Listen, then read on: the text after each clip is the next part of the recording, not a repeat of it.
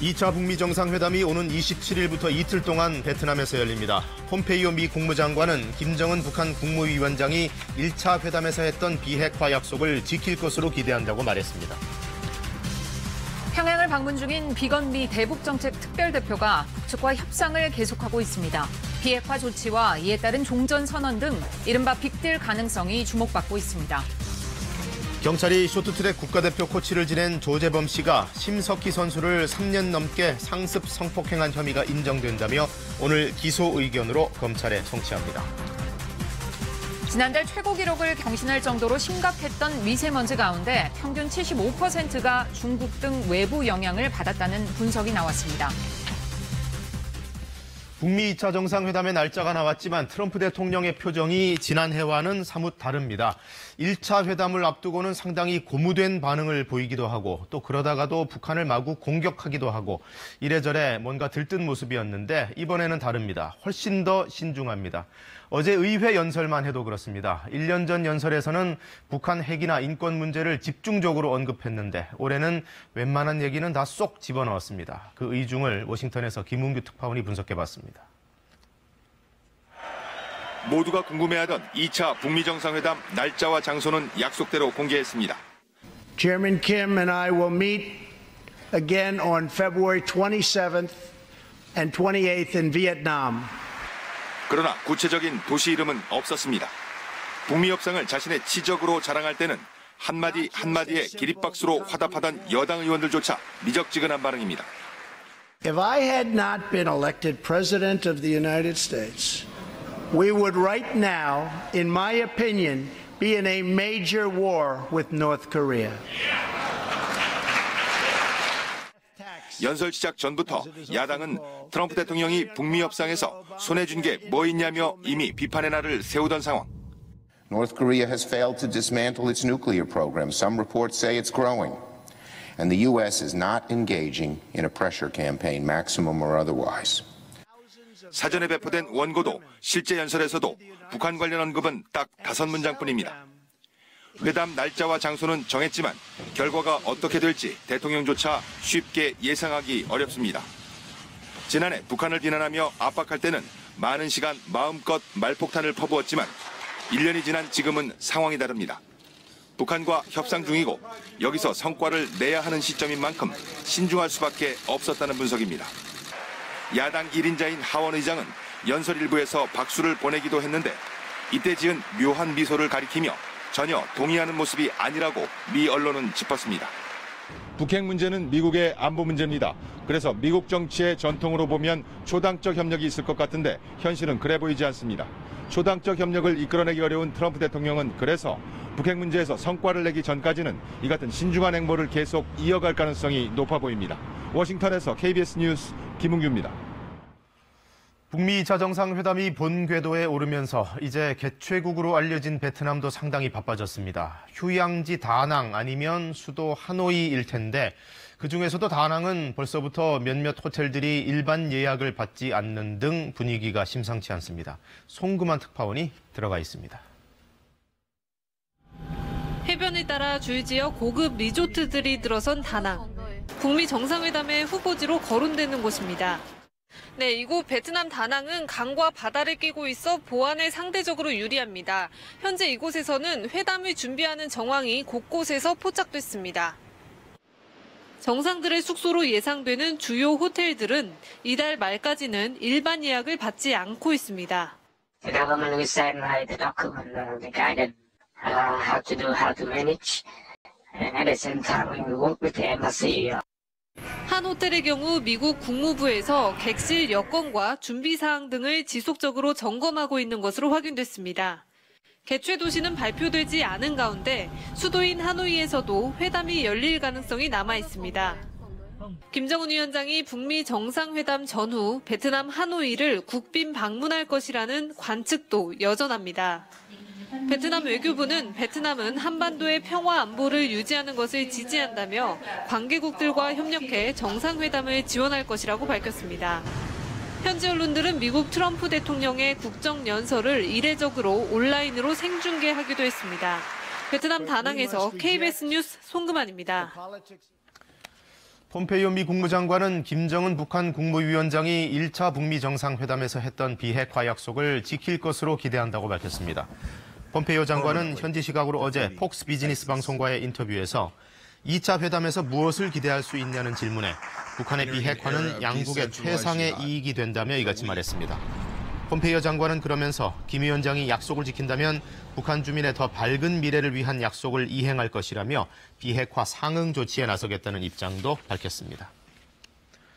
회담 날짜가 정해짐에 따라 회담 의제를 조율하는 작업도 속도를 내고 있습니다. 어제 스티븐 비건 미 대북정책 특별대표가 서해 직항로를 이용해 평양으로 들어갔죠.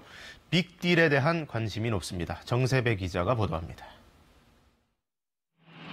김정은 위원장 집권 이래 미국 정부 인사로는 처음으로 서해 직항로를 통해 북한을 방문한 스티븐 비건 미 대북정책 특별대표. 비건 대표는 현재 북한 측 협상 파트너인 김혁철 전 스페인 주재 북한 대사 등과 2차 정상회담 합의문에 올릴 북한의 비핵화 방안을 놓고 협의 중인 것으로 알려졌습니다. 1차 북미 정상회담 이후 구체적인 비핵화 일정표와 상응 조치에 대한 논의가 없었던 만큼 2차 회담에서는 양측 모두 손에 잡히는 실질적인 성과를 내야 하기 때문입니다. 북미 간 치열한 기싸움이 예상되지만 주요 핵시설 폐기 등 일단 할 수 있는 조치를 먼저 하자는데 양측의 공감대가 형성된 것은 긍정적인 요인으로 분석됩니다. 양측은 우선 영변 핵시설을 포함한 북한 내 우라늄 농축시설의 폐기와 검증 방안에 대해 논의했을 것으로 보입니다. 여기에 대륙간 탄도미사일 ICBM의 폐기도 거론될 것으로 전망됩니다. 미국은 북한의 실질적 비핵화 조치를 전제로 제재 완화와 연락사무소 설치 등 관계 개선 조치를 언급했을 것으로 분석됩니다. 현재로서는 종전 선언은 물론 개성공단과 금강산 관광 재개 등 빅딜 협상의 가능성이 주목받고 있습니다.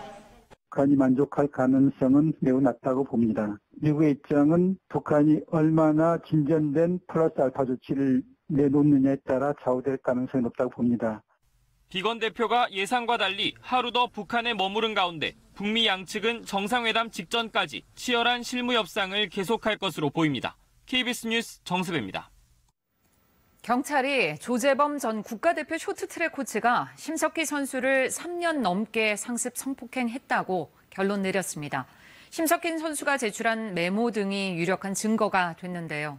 경찰은 오늘 조 전 코치를 기소 의견으로 검찰에 넘길 예정입니다. 보도에 이세영 기자입니다. 경찰이 수사 착수 50여일 만에 결론을 내놨습니다. 조재범 전 코치가 심석희 선수를 여러 차례 성폭행한 것으로 보인다고 밝혔습니다.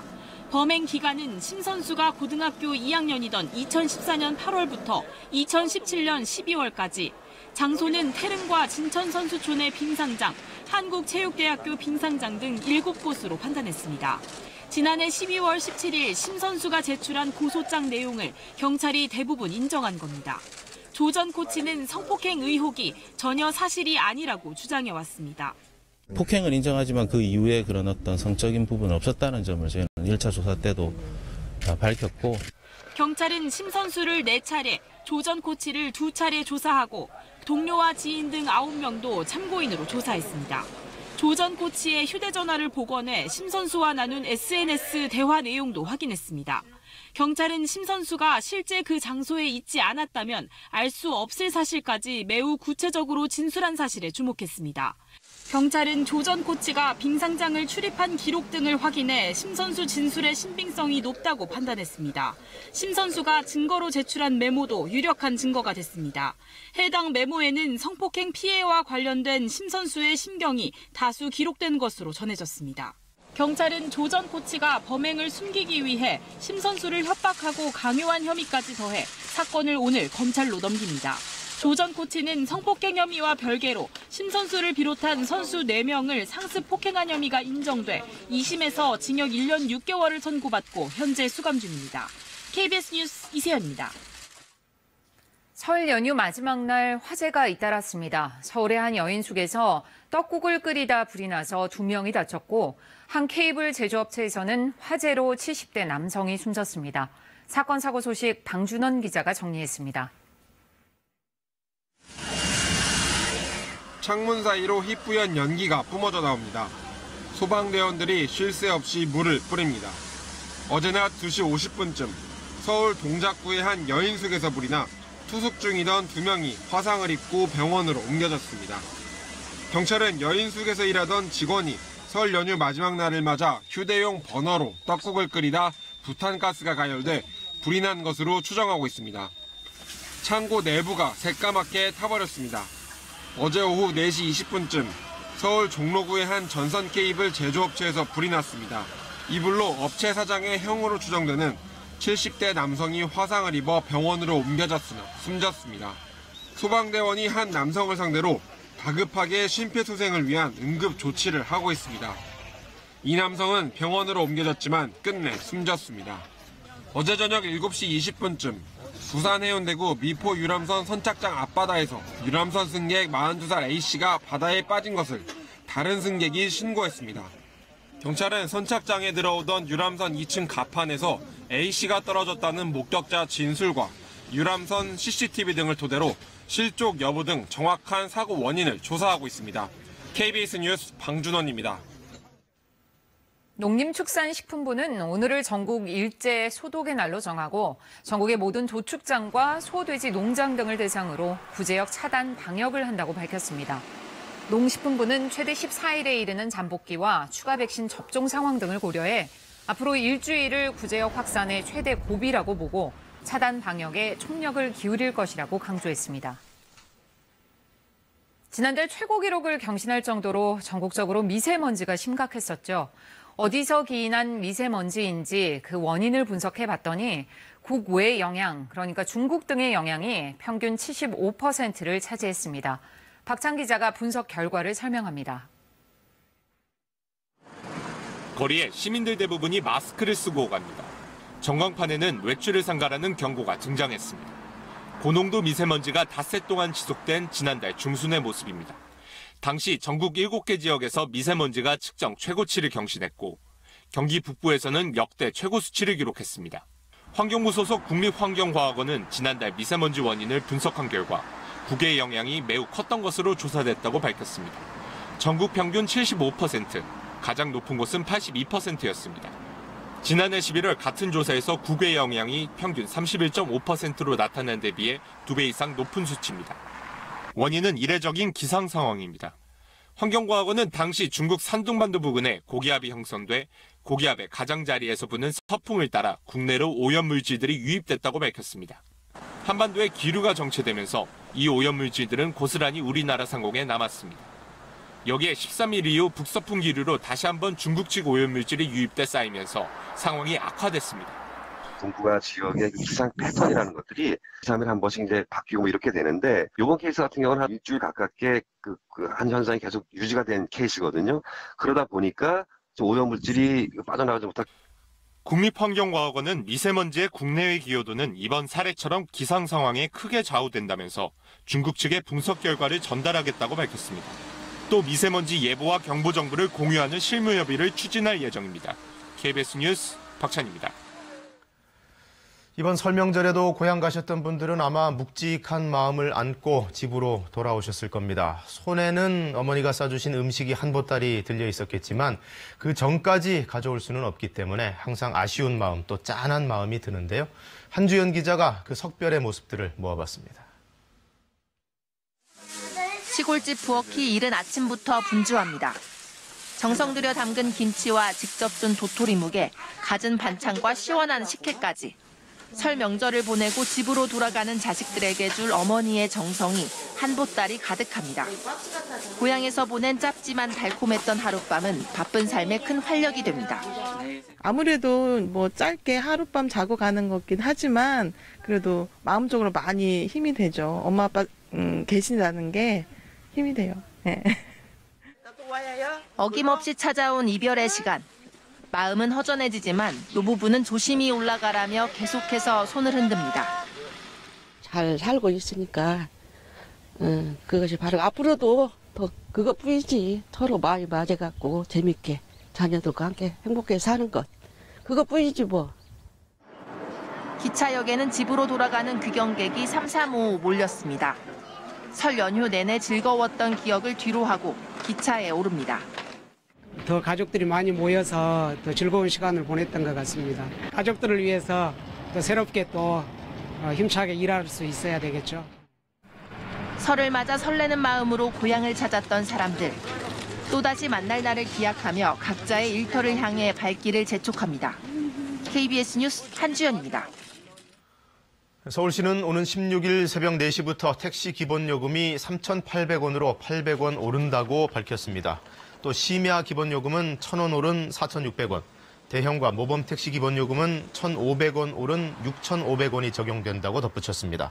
서울시는 16일부터 진행되는 미터기 조정 작업 기간에는 요금표를 따로 붙여서 혼란을 줄인다는 방침입니다.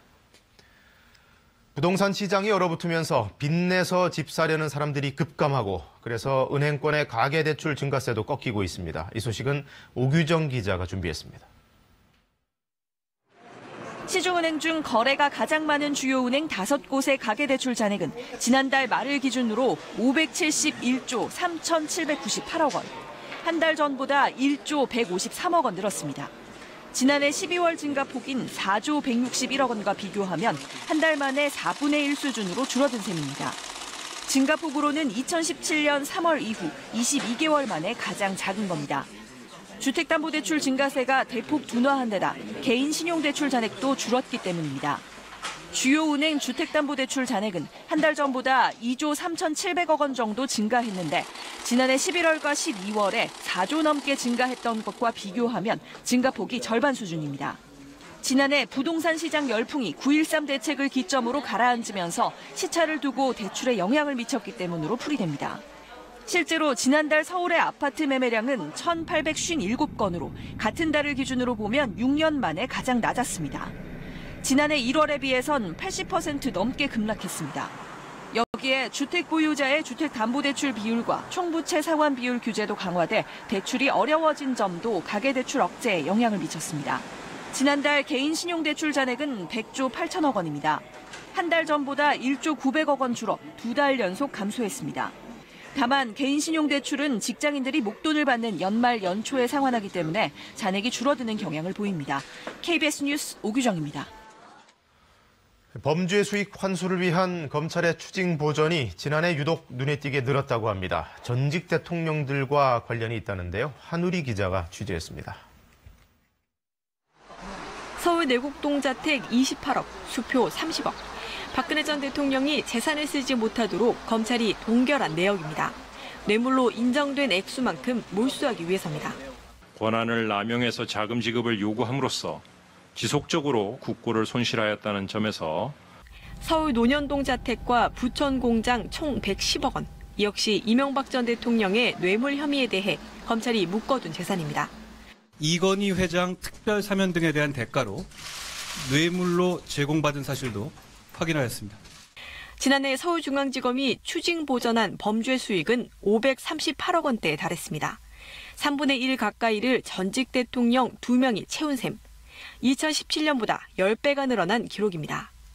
뇌물이나 도박 같은 기존 불법 수익 외에 새로운 범죄 유형을 잡아낸 것도 한몫했습니다. 소라넷 같은 불법 음란 사이트는 물론 웹하드 카르텔로 벌어들인 수익도 몰수 처리하기 때문입니다. 불법 촬영물이 돈이 되니까 다시 올리는 일이 순환합니다. 수익이 생겼다면 몰수하는 등. 대상도 이제는 부동산이나 현금뿐만이 아닙니다. 지난해부터는 범죄자가 숨겨놓은 가상화폐에 대해서도 본격 환수 조치를 하고 있습니다. 가상화폐를 법적인 재산으로 인정하면서 가능해졌습니다. 일반 국민이 범죄 수익의 행방을 알고 검찰에 신고하면 최대 1억 원 포상도 받을 수 있습니다. 환수되는 범죄 수익은 국고로 돌아갑니다. KBS 뉴스 한울입니다. 우리가 한 끼 식단만 바꿔도 지구온난화를 예방하는 데 도움이 된다는 사실 혹시 알고 계시는지요? 식재료를 생산하고 운송하고 또 조리하는 과정에서 온실가스가 많이 나오기 때문에 조금 덜 나오는 음식을 먹으면 그만큼 지구온난화도 조금은 예방할 수 있다는 겁니다. 한식 중에는 어떤 음식이 온실가스를 가장 많이 배출하는지 손서영 기자가 알려드립니다. 각자 챙겨온 도시락으로 점심을 먹는 직장인들. 김지은 씨는 2년 전 기후변화 문제에 관심을 두고 채식을 시작했습니다. 육류를 소비할 때 훨씬 많은 온실가스가 배출된다는 정보를 접했기 때문입니다. 채식을 하는 것만으로도 환경적인 영향력을 좀 줄일 수 있을 거라는 이제 생각이 들어서 채식을 시작을 하게 되었습니다. 전 세계에서 배출되는 온실가스의 30%는 음식을 생산하고 소비하는 과정에서 발생합니다. 탄소 발자국은 이 과정에서 나온 모든 온실가스 배출량을 이산화탄소로 환산해 수치로 표시한 겁니다. 우리나라 사람이 즐겨 먹는 대표 음식 65개 가운데 가장 많은 탄소 발자국을 남긴 건 설렁탕이었습니다. 곰탕과 불고기, 육개장 등이 뒤를 이었는데 모두 소고기가 들어갑니다. 설렁탕의 경우에 1인분에 10kg의 온실가스 배출량이 나오고, 그리고 콩나물국 같은 경우에는 100g 정도가 배출이 되어서 약 100배나 차이 나는 걸로 나왔습니다. 소는 먹이를 소화하는 과정에서 많은 양의 메탄가스를 배출하는데, 메탄가스는 온난화를 일으키는 온실 효과가 이산화탄소보다 30배 이상 큽니다. 한 끼 식단에만 변화를 줘도 온실가스를 줄이는 데 도움이 됩니다. 모든 한국인이 일주일에 한 차례만 육개장 대신 북엇국을 먹어도 온실가스 8,500만 톤이 줄어듭니다. 소나무 1,300만 그루가 흡수해야 하는 양입니다. 온실가스는 남은 음식을 처리할 때도 많이 배출됩니다.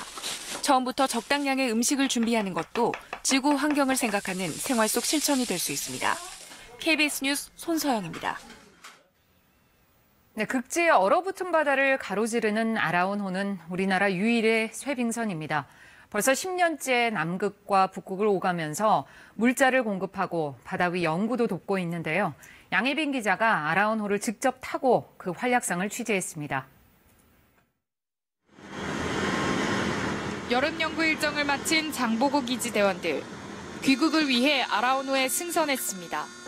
남극해를 돌며 바다 연구에 주력한 해양연구팀은 막바지 연구가 한창입니다. 아라온호 연구를 무사히 마칠 수 있게 되어서 다행이고, 이제 집으로 돌아가서 사랑하는 가족들을 만날 수 있을 생각을 하니까 매우 기쁩니다. 위치를 계속 바꿔가면서 찾고 있는 건 크릴입니다.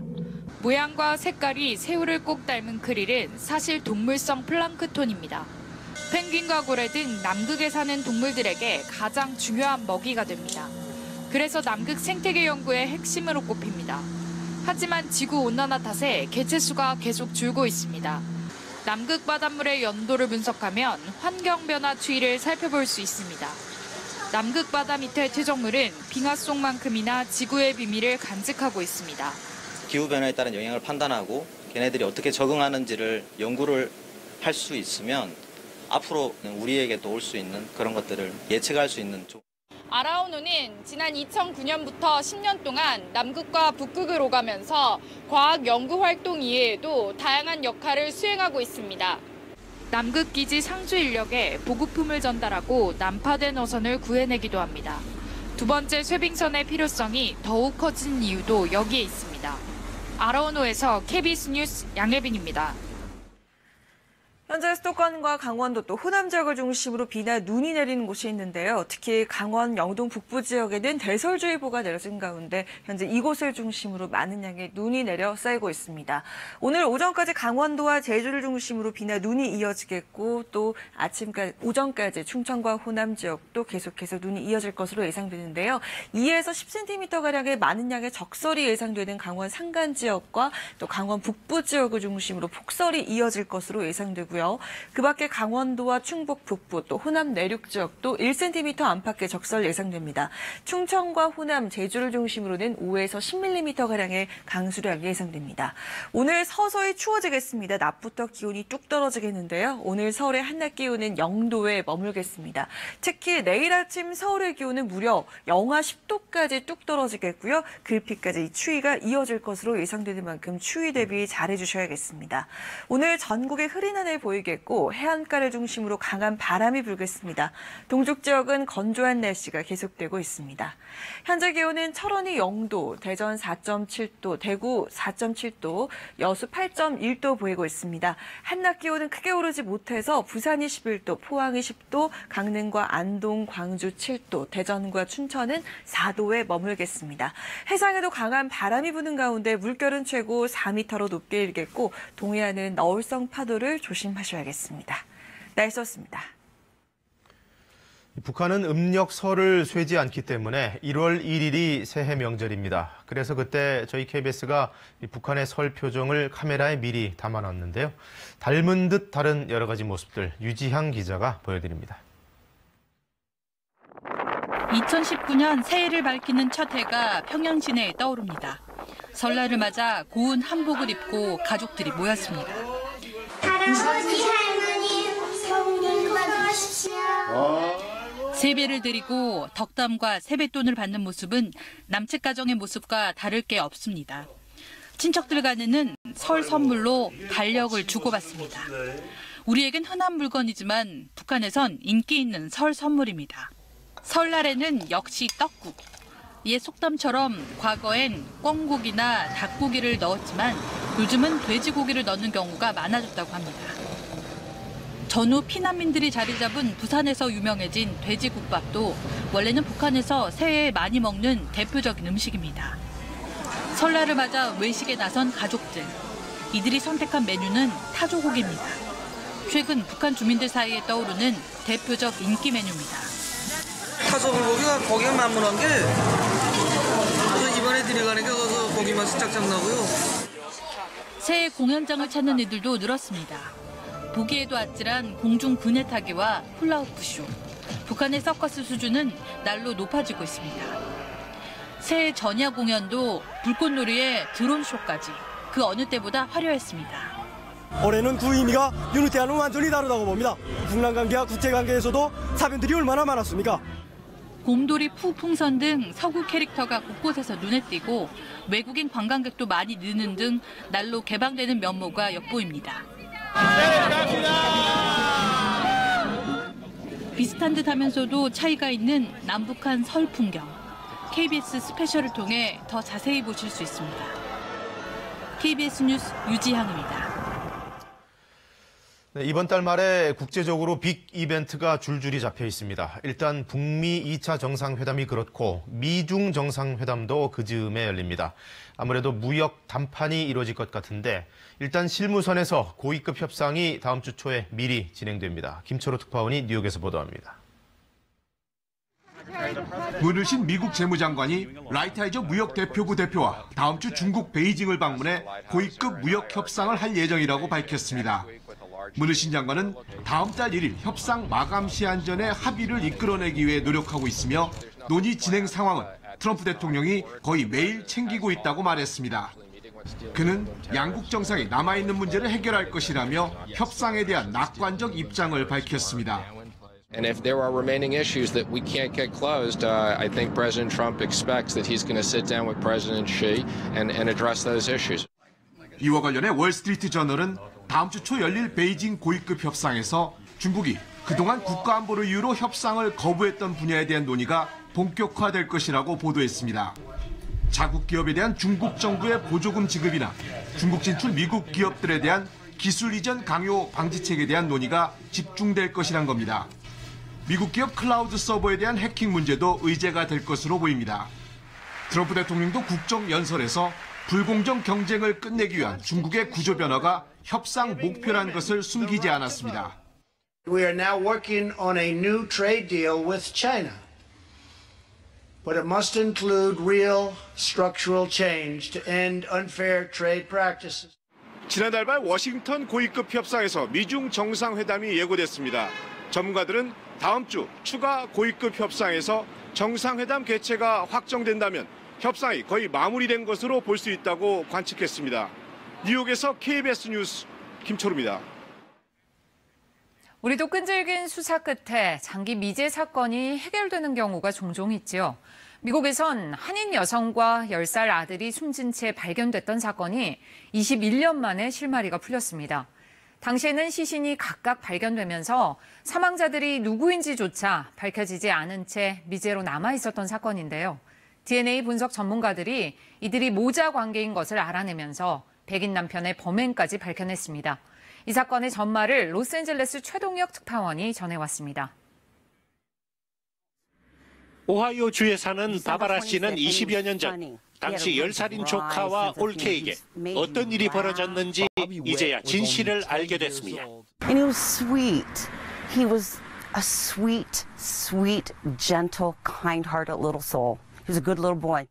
지난 1998년 5월 사우스캐롤라이나 한 숲속 도로변에서 한인 여성으로 추정되는 시신이 발견됐습니다. 넉 달 뒤 320km 떨어진 노스캐롤라이나 한 도로변에서 백골화된 소년의 시신도 발견됐습니다. The skull was at the very edge of the wood line. Had it been just a few feet further back, you wouldn't even seen it. The child's legs were still draped over some brush, and it was partially clothed. 신원 파악조차 할 수 없어서 장기 미제로 남았던 이 사건. 하지만 지난해 DNA 분석 결과 마침내 신원을 알아냈습니다.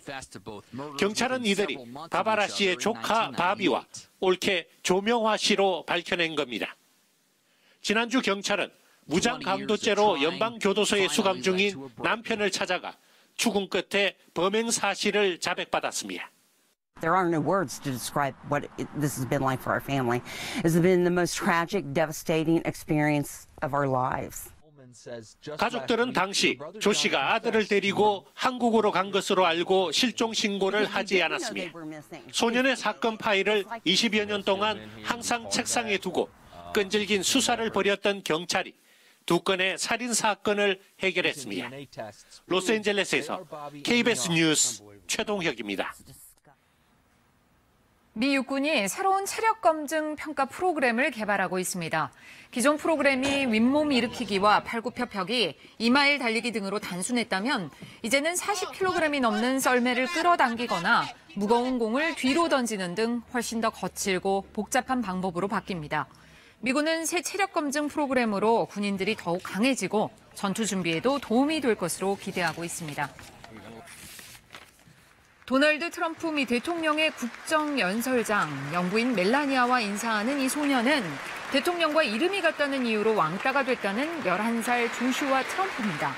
사연이 전해지면서 국정연설에 초대됐지만 연설 도중에 잠이 들고 말았는데요.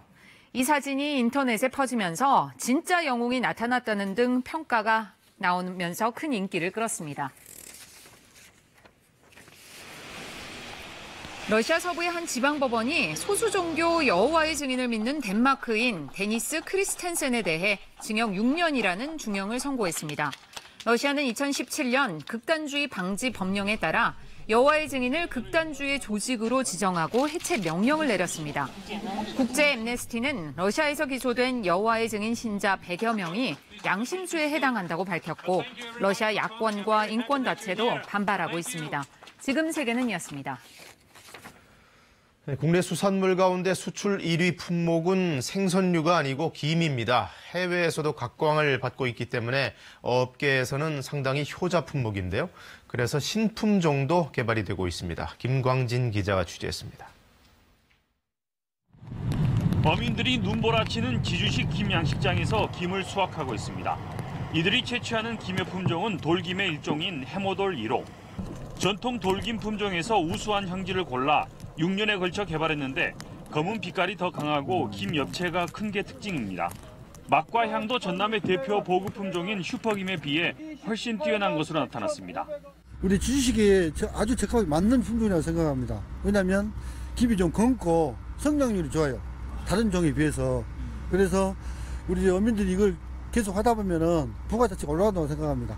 어민들이 특히 시험 양식을 해본 결과 바다 고수온에도 다른 김보다 생존력이 더 강한 것으로 조사됐습니다. 전남도가 이 같은 새 김 품종을 개발한 것은 8년 전 전남의 대표 품종으로 보급된 슈퍼김이 생산성은 좋은데 맛과 품질이 상대적으로 뒤처졌기 때문입니다.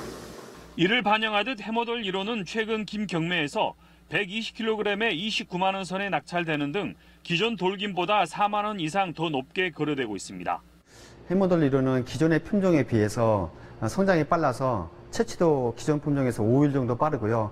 그만큼 생산량도 많고 채취 횟수도 좀 1회 정도 많습니다. 전남도는 올해 해모돌 1호를 돌김 주요 생산지인 진도와 완도 등에 보급한 데 이어 내년부터는 전남 전역으로 확대할 계획입니다. KBS 뉴스 김광진입니다.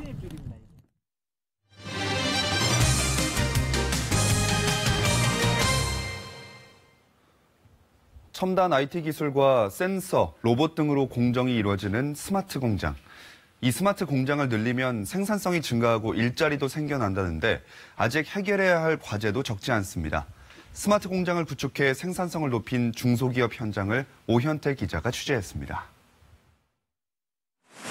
자동차용 너트를 만드는 중소기업입니다.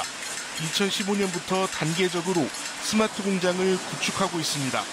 4단계 공정을 한 단계로 줄이고 컴퓨터를 활용한 공정관리 시스템을 도입한 게 핵심입니다. 불량품이 언제 어디서 왜 생기는지가 기록되는데 이걸 보고 공정을 관리하다 보니 불량품 수는 절반으로 줄고 설비 가동률은 90%에 육박하고 있습니다. 일체화시키는데 저희가 중점을 뒀거든요. 그래서 그런 일체화된 생산 라인을 구축을 통해서 생산성도 더 올라가고 품질도 향상되는 효과를 볼 수 있었습니다. 이렇게 스마트 공장을 구축한 중소기업은 지난해까지 7,800곳, 실제로 생산성은 높아지고 불량률은 낮아졌습니다. 고용도 평균 2.2명이 늘었습니다. 자동화 공정 도입으로 일자리가 주는 게 아닌가 싶었지만 오히려 시스템 전문 관리 인력이 더 필요해진 겁니다. 생산성 향상 등으로 기업 수익성이 좋아져 기존 인력은 유지하면서도 사람을 더 뽑는 게 가능해졌습니다. 정부는 오는 2022년까지 2조 3천억 원을 투입해 중소제조업체 3만 곳에 스마트 공장을 도입할 계획입니다. KBS 뉴스 오현태입니다. 정부가 이렇게 스마트 공장을 크게 늘린다지만 갈 길은 아직 멉니다. 현재 구축된 스마트 공장의 상당수가 단순 자동화 수준에 그치다 보니 연구개발이나 인력 양성과 같이 기초부터 다져야 한다는 지적이 나옵니다. 이어서 김희용 기자입니다. 산업용 전력 개폐기를 만드는 대기업 공장. 재료 공급과 제품 운반은 무인차가, 제조는 자동화 설비가, 포장은 로봇이 각각 맡고 있습니다. 재료가 떨어지거나 설비에 문제가 생기면 그 정보가 실시간 전달돼 무인차와 로봇의 작업 속도를 조절합니다. 모니터링을 한 그 데이터를 선행 공정으로 자동 피드백 해주고 또 선행 공정을 제어 관리함으로써 공정의 품질의 어떤 산포 관리가 가능해지는 거죠. 생산 공정의 데이터 활용 능력에 따라 스마트 공장은 4단계로 나뉘는데 이 공장은 가장 윗단계로 접어들고 있습니다. 하지만 중소기업 중엔 이 수준은 2%에 불과하고 80% 가까이는 가장 낮은 단계에 머물러 있습니다. 단순 자동화 공장에 그치는 경우가 많다는 얘기입니다. 아직까지 스마트 공장을 구현하는 국내 기업들의 기술력이 낮고 그렇다고 해외에서 장비를 들여오긴 비용이 부담스럽기 때문입니다. 펌프라든지 모터라든지 이런 부분에 센서를 다 부착을 해야 되는 필드에 깔려있는 디바이스들이 정보를 주고받는 통신기능을 가지고 있는 디바이스들은 현재 우리나라에 흔치 않습니다. 결국 양적 성장에만 매달릴 게 아니라 기술 개발 투자로 인프라를 구축하는 게 먼저라는 지적이 나옵니다. 또 기업별로 필요로 하는 스마트화 수준이 다른 만큼 업종별 특성에 따른 사업 분석도 선행돼야 합니다. KBS 뉴스 김희용입니다. 개봉 영화 소식입니다. 이번 주에는 폴란드와 러시아에서 날아온 2편의 러브 스토리가 눈에 띄는데요. 연휴가 지난 극장가의 짙은 감수성과 함께 찾아온 로맨스 영화들을 송영국 기자가 소개합니다.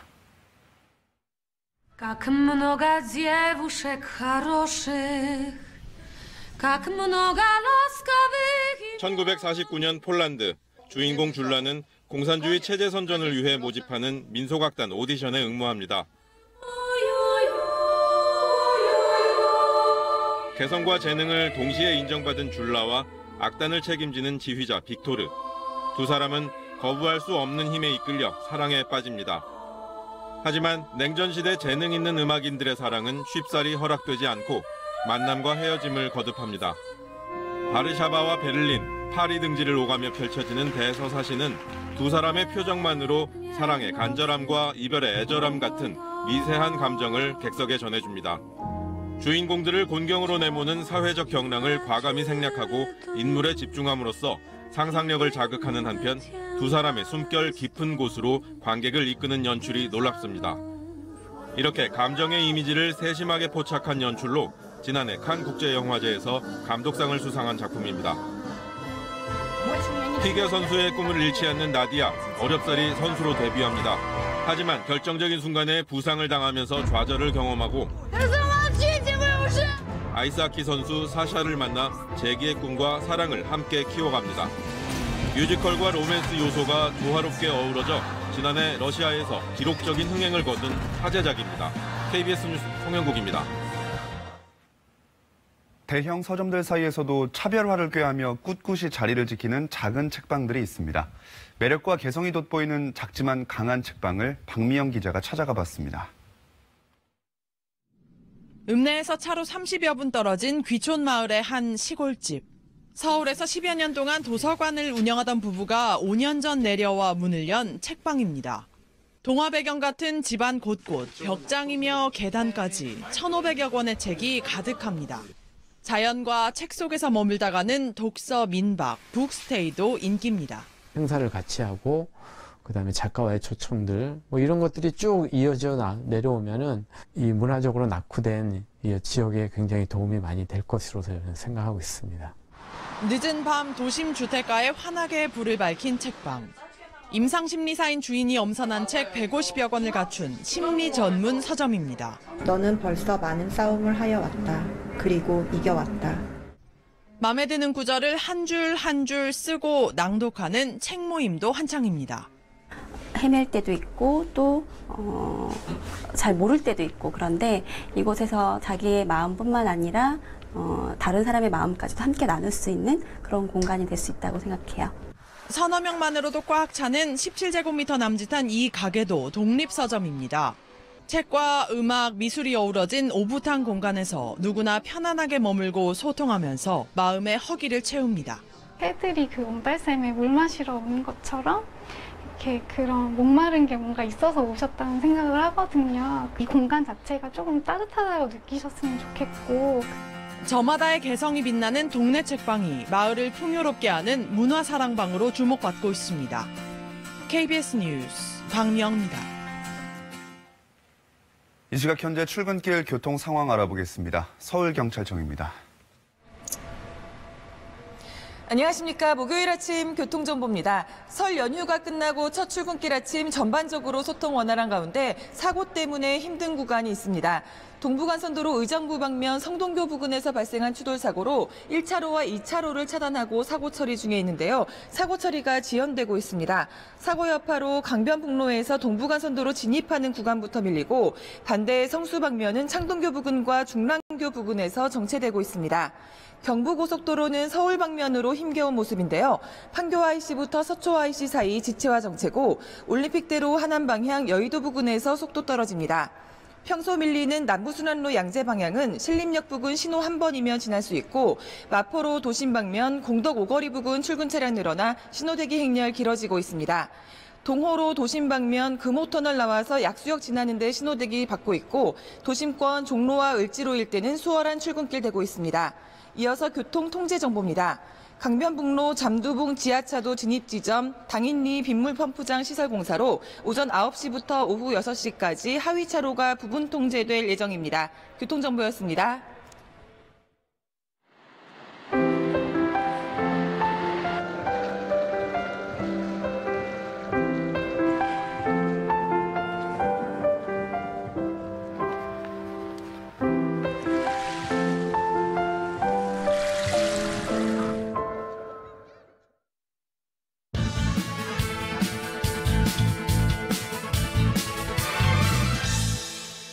미뤄지기만 하던 2차 북미 정상회담 일정이 마침내 확정됐습니다. 오는 27일과 28일 이틀 동안 베트남에서 열립니다. 트럼프 미 대통령이 어제 새해 국정연설에서 공식 발표했습니다. 지난해 역사적 첫 회담을 한 지 8개월여 만에 두 정상이 북한 비핵화를 놓고 단판을 짓는 겁니다. 이번 2차 북미 정상회담은 1차 때와는 다릅니다. 1차 회담 땐 완전한 한반도 비핵화와 미국의 대북 안전보장 제공 약속 등 원론적이고 원칙적인 수준의 합의가 있었다면 이번엔 구체적 비핵화 실행 방안이 나올 것으로 기대됩니다. 트럼프 대통령은 국정연설에서 대담하고 새로운 외교의 일환으로 한반도 평화를 위한 역사적인 노력을 계속한다고 말해 이번 2차 회담에선 대담하고 새로운 이른바 빅딜 가능성을 내보였습니다. 북한의 비핵화 실행 조치와 미국의 상응 조치가 동시에 병행적으로 실천되는 합의를 예상해 볼 수 있습니다. 북한은 우선 이른바 현재 핵을 동결하고 ICBM 등 대량 살상 무기의 폐기 로드맵을 제시할 수 있습니다. 영변 핵시설 폐기와 국제 사찰을 받아들이는 이른바 미래 핵 포기도 의제가 될 것으로 보입니다. 미국은 종전선언과 평화협정 체결, 북미 간 연락사무소 설치 등의 관계 개선, 그리고 에너지원 금수 등의 대북 제재를 일부 완화해주는 등으로 화답할 수 있습니다. 개성공단과 금강산 관광 재개 등도 논의될 수 있습니다. 미국의 비건 대북 특별대표가 어제 평양까지 날아갔습니다. 사전 조율도 거의 마무리된 듯 보입니다. 정상회담을 하루에 다 끝냈던 1차 때와는 달리 이번엔 이틀 일정을 잡았습니다. 적어도 2차례 이상 회담을 하고 만찬과 오찬도 함께할 수 있는 시간입니다. 충분한 시간을 갖고 허심탄회하게 얘기를 하며 이번엔 북한 비핵화에 대한 확실한 성과를 이끌어내겠다는 북미 두 정상의 의지가 읽힙니다. 트럼프 대통령과 김정은 위원장은 그동안 친서 교환을 통해 비핵화 의지를 다졌고 서로에 대한 신뢰도 쌓아왔습니다.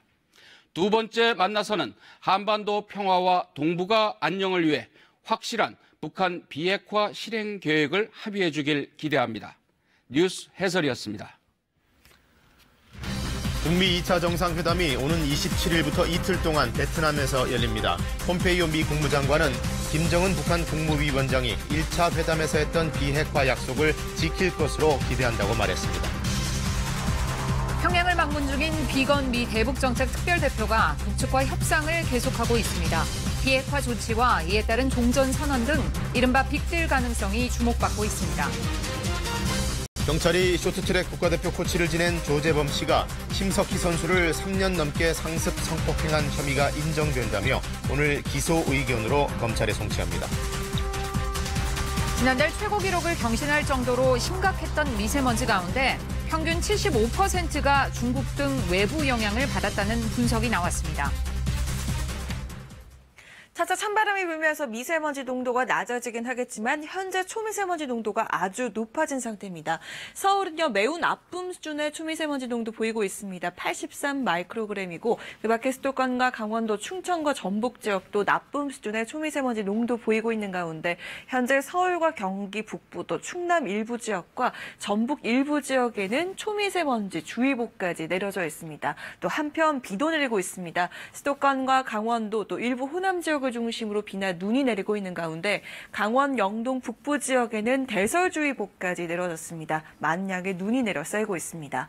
오늘 오전까지 강원도와 제주도에 눈비가 이어지겠고 충청과 호남 지역은 아침까지 이어지겠는데요. 특히나 강원 산간 지역과 강원 북부 지역을 중심으로는 2에서 많게는 최고 10cm 이상의 폭설이 예상되고 그 밖에 강원도와 충북 북부 지역 또 호남 내륙 지역에도 1cm 안팎의 적설 예상됩니다. 충청과 호남, 제주를 중심으로는 5에서 10mm가량의 강수량이 예상됩니다.